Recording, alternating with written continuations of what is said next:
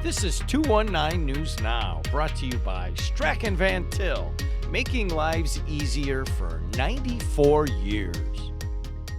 I'm Andrew Garcia, and this is your 219 News Now. Gary Housing Authority has begun the process of tearing down an apartment building that was recently built but not occupied.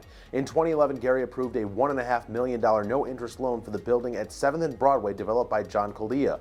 The building appeared finished but was never occupied. 13 years later, the city is knocking it down as part of a program to address blight, saying it would cost more to finish than to rebuild. Hobart and Portage are scrapping curbside recycling as it becomes less profitable for waste disposal companies, which have been sending recyclables to the landfill if they're mixed in with trash or haven't been cleaned. Portage officials said nothing residents dropped in their recycling bins over the last 2 years was actually recycled. We cannot, in good faith, continue to allow those who recycle correctly to believe that their efforts are actually making a difference, Hobart Mayor Josh Huddleston said. Ivy Tech announced that it will close for the solar eclipse on April 8th and operate remotely.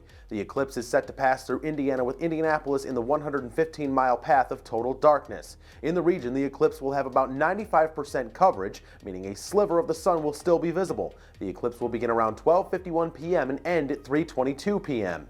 And in sports, both the PNW baseball and softball teams were in action on Sunday with doubleheaders. In baseball, PNW dropped Game 1 to Wayne State 9-1. In Game 2, the Pride held a 2-1 lead into the 6th before the Warriors scored 4 runs to take the lead for good, with the final score being 6-2. In softball, PNW fell 11-5 in Game 1 of its doubleheader with Grand Valley State. The Pride offense was silenced 4-0 in Game 2.